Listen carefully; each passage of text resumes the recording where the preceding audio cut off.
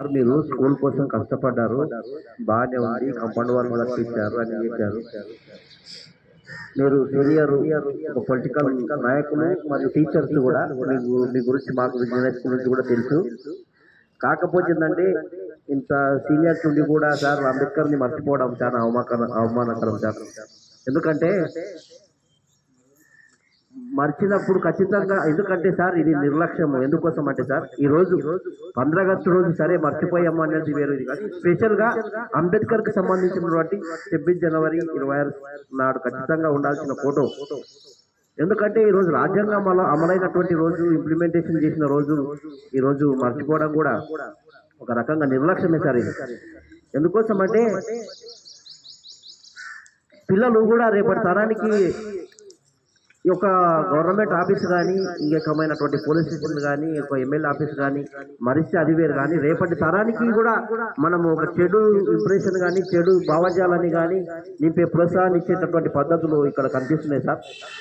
కాకపోతే పొరపాటు జరిగింది, కానీ నెక్స్ట్ టైం కూడా జరగకుండా చూడండి సార్. ఇంకొకటి, మాకు మేడం కానీ ఇక్కడ ఉన్న, ఇప్పుడు నాకు అర్థమైంది ఏంటంటే ఇక్కడ మేడము ఒక వర్గానికి చెందిందని తెలిసి నాకు ఇప్పుడే తెలిసింది.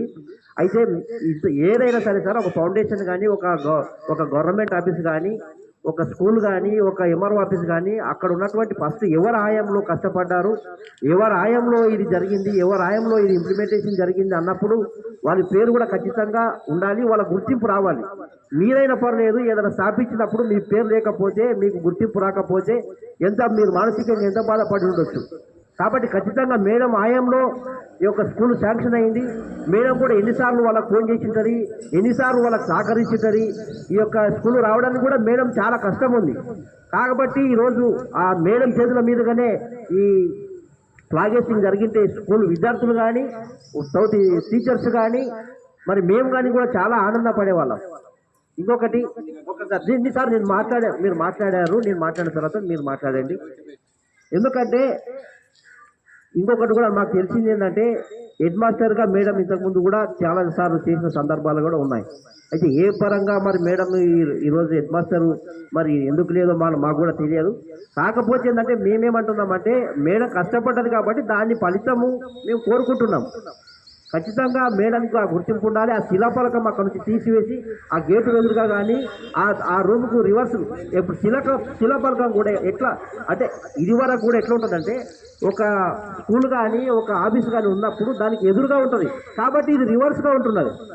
ఇంకొకటి, ఓ శిలాఫలకం ఎక్కడ ఉంటుంది అంటే కొత్తగా కట్టినటువంటి బిల్డింగ్ ఉంటుంది, కానీ పాత పడబడిన ఒక రూమ్కి కానీ మీరు దాన్ని అమర్చారు. ఇప్పుడు అది కొత్తగా ఓపెన్ అయిందా ఆ రూమా, ఈ స్కూలా? ఇప్పుడు టోటల్గా రూమ్ ఓపెన్ అయినట్టుగా అనిపిస్తుంది కొత్తగా. కాబట్టి ఏ స్కూల్ అయితే, ఏ బిల్డింగ్ అయితే కొత్తగా ఉందో దానికి అంటించబడి ఉండాలి, దాని ముందాలు ఉండాలి. కానీ పాత రూమ్కు మీరు అక్కడ పెట్టారు. ఖచ్చితంగా సార్ ఆ రూమ్ తీసివేసి పక్కన పెట్టి ఆ గుర్తింపు, ఎవరి గుర్తింపు వాళ్ళకి ఇస్తే బాగుంటుంది సార్.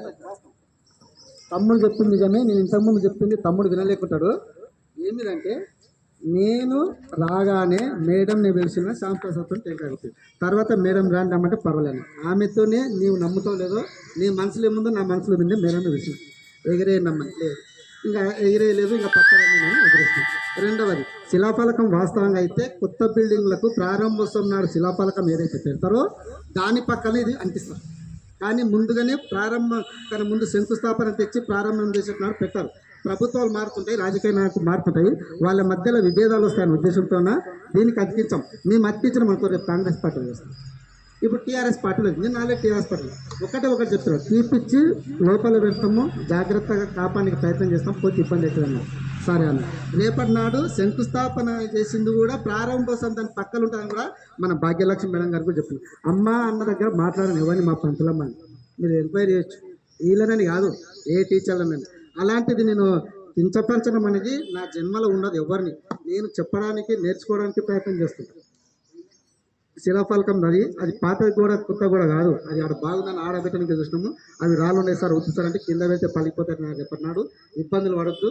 దాని పక్కన నిన్న భాగ్యలక్ష్మి మేడం పిలిచి కూడా చెప్పమ్మా, నువ్వు బాధపడ, వాళ్ళ ప్రారంభోత్సవం అయిపోయిన మనసునాడే దాని పక్కనే పెడతామని చెప్పినో లేదు, మీరు ఎప్పుడైనా అనుకో తెలుసుకోవచ్చు.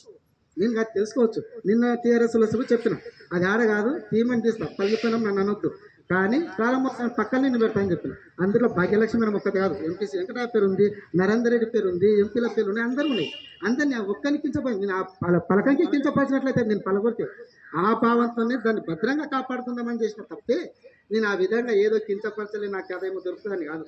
పిల్లలకు ఉన్నది ఏది ఉన్నా కానీ పిల్లలకు చేయడానికే శాశక్తుల ప్రయత్నం చేస్తా కానీ ఏదో నాకు వస్తాం కాదు. అవన్నీ లేకుంటే తమ్మి వాస్తవంగా అయితే మన కులాలు మతాలు ఏమి లేవు. నా సొంతంగా అయినా కానీ వ్యక్తిగతంగా కానీ ఎప్పుడు లేకుంటాయి.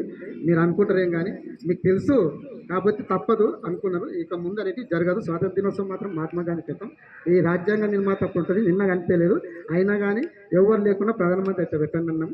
ఇంక అంబేద్కర్ వచ్చేసరి ఇల్లు అంబేద్కర్ది కానీ గణతంత్ర దినోత్సవం నాడు మాత్రం అంబేద్కర్ది, చాచా నెహ్రూది, సరస్వతి. స్వాతంత్రం నాడు మాత్రం మహాత్మా గాంధీ పెడతాము. అలాంటిది ఏం లేకుంటుంది. గణతంత్ర దినోత్సవం నాడు రాజ్యాంగం మనం అమలుపరుచుకున్నాం కాబట్టి రాజ్యాంగంలో ముఖ్య ప్రవేశికలు ముఖ్యంగా దానికి చైర్మన్ ఉన్నది మన అంబేద్కర్, డాక్టర్ భీమరావ్ అంబేద్కర్ గారు. కాబట్టి మనం ఎవరిని కించపరచం. ఆయన మన అందరికి ఆదర్శనీయుడు. ఆయన చేసిన వల్లనే మనం ఈ స్థాయి నుంచి ఈ స్థాయికి ఎదిగినాం. ఇక్కడ ఉన్నది ప్రభుత్వ పాఠశాల, ఏదో సొసైటీలో పనిచేసే గురుకుల పాఠశాల కాదు, ప్రైవేట్ పాఠశాల కావు. కాబట్టి పేద విద్యార్థులకు ఎంతవరకు న్యాయం జరగాలో అంతవరకు న్యాయం జరగాలంటే మేము ప్రయత్నం చేస్తాం. జీవితంలో కూడా మేము అంతకే న్యాయం చేయడానికి ప్రయత్నం చేస్తుంటాం. చేసినో లేదో మీరు తెలుసుకోవచ్చు. చేయాలి.